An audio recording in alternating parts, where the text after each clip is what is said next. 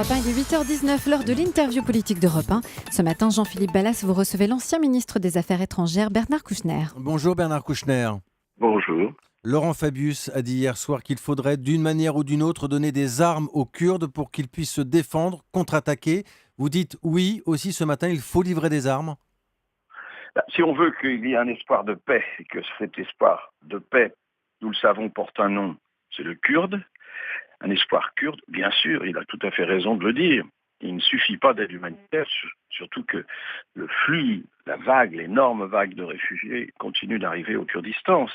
Le Kurdistan d'Irak, c'est le seul endroit où non seulement les chrétiens, il y en a des centaines de mille, mais tous les réfugiés, sunnites, chiites, turkmènes, yazidis, etc., c'est le seul endroit où ils peuvent d'abord se reposer, être nourris, reprendre espoir. Bernard Kouchner, est-ce que la communauté internationale a trop tardé? Ça fait 2 mois maintenant qu'on parle de cette situation. On imagine que les services de renseignement américains avaient toutes les informations sur le terrain. On a le sentiment malgré tout que les chancelleries ont fait un peu la politique de l'autruche. Est-ce que c'est votre sentiment? C'est assez habituel de la part des chancelleries. C'est au dernier moment qu'elles s'aperçoivent de la réalité. Les paroles diplomatiques ne suffisent pas. Et là, évidemment, vous dites ça fait 2 mois, moi je pense que ça fait 40 ans que les Kurdes sont nos amis et on les oublie régulièrement. Oui, maintenant on se rend compte in extremis parce que, évidemment, les partisans de l'État islamique sont à 30 km d'Irbil. Alors, les Kurdes se défendront, mais il leur faut des armes. Vous le savez, il y a une disproportion terrible parce que les extrémistes, les terroristes ont maintenant récupéré des tanks, des canons lourds à l'armée irakienne qui s'était enfuie devant eux lorsqu'ils étaient sur le point de prendre Mossoul. Et en face, il n'y a de Kurdes qu'équipés d'armes légères. Donc il faut absolument, et je partage tout à fait le sentiment de la France, je crois que les Américains vont faire autant, mais pour eux, vous comprenez, vous avez une explication.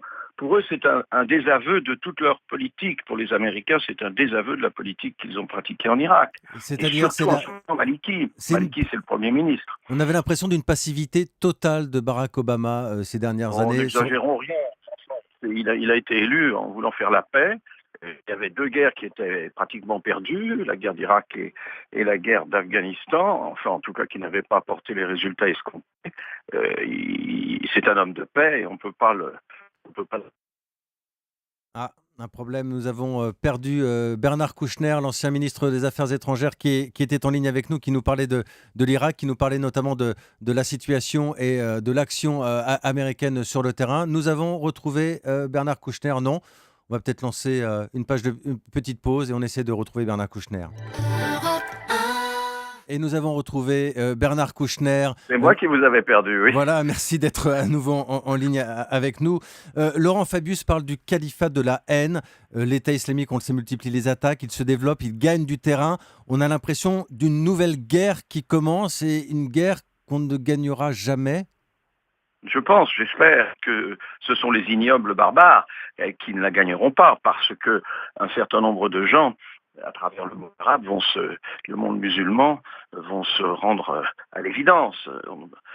J'espère, pour le moment, en effet, ce califat qui doit s'installer entre la Syrie, l'Irak et jusqu'à la frontière iranienne, n'a pas rencontré beaucoup de résistance. C'est pour ça qu'il faut choisir son camp. C'est pour ça que l'aide humanitaire, même modérée comme on le fait, ne va pas suffire et il faut une aide militaire. Vous parlez d'aide humanitaire modérée. Alors c'est vrai qu'il y a du largage de vivres, de matériel. Comment on peut mettre en place une action humanitaire durable? En s'entendant avec l'Europe. Où est l'Europe, encore une fois? Les Français, et d'ailleurs les Anglais aussi, font tout à fait leur travail, et il faut rendre hommage à la politique extérieure de François Hollande, mais bon, où est l'Europe? Est-ce qu'ils choisissent d'être du côté du califat? Est-ce qu'ils choisissent seulement quelque chose? Est-ce qu'ils existent? Est-ce que Mme Ashton continue de s'en aller? Je ne sais pas. Est-ce que la France peut jouer un rôle de moteur dans cette affaire, notamment avec l'Europe? Le moteur, d'accord, moteur, oui. Enfin, en tout cas, eux, ils le font, les Français. C'est tout à leur honneur. Mais pour le moment, il n'y a pas d'autre chose. Alors il va y avoir aussi une démarche à l'ONU, enfin qui tarde elle aussi. Et comme d'habitude, vous savez, si on attend les diplomates, on passe à côté des choses. Vous avez connu ça, vous, Bernard Kouchner. Vous avez connu à la Beaucoup. fois le terrain humanitaire et puis le terrain diplomatique lorsque vous étiez ministre des Affaires étrangères, lorsque vous alliez notamment aux Nations Unies. Dans ces cas-là, on se dit quoi? On se dit c'est insupportable cette attente, on n'en sortira jamais, on n'arrivera pas à se mettre d'accord. On a Oui, l'impression mais d'une enfin, espèce écoutez, de non, vous temps. disiez vous-même, On a l'impression d'un temps qu'on a tardé à se incompressible. rendre compte. Oui, Enfin, oui, il y c'est a ça. des années que nous attirons l'attention sur le problème kurde, sur les Kurdes qui sont isolés, sur les Kurdes qui sont démocrates, sur les Kurdes qui construisent quelque chose qui nous ressemble, sur les mêmes Voilà, là, je crois que nous avons. passe autour. C'est quand même notre... Allô? Oui, oui, on vous entend, Bernard Kouchner. Bon. Par rapport à ce qui se passe autour, les Kurdes sont des gens extrêmement proches de nous. D'ailleurs, ils ont visité la France plusieurs fois et ils ont eu raison. Et il faut vraiment... Pour le moment, il faut leur donner les moyens de se défendre. Ils ne nous demandent pas des troupes au sol, ils nous demandent du matériel car ils n'en ont pas.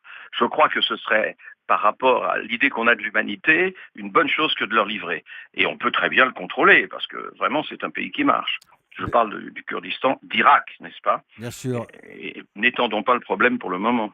Bernard Kouchner, il y a l'Irak, il y a aussi la Syrie, il y a l'Ukraine, il y a Gaza, il y a la Libye. Si on ajoute le virus Ebola en Afrique, on a l'impression que les Écoutez, vous fronts pouvez humanitaires sont très ajouter très aux nombreux. accidents de la route aussi. Ouais. Les fronts humanitaires sont très nombreux ces derniers mois, ces dernières semaines. Comment toutes les organisations humanitaires, que vous connaissez bien également évidemment, comment toutes ces organisations trouvent les moyens et peuvent s'organiser pour faire face à tous ces fronts?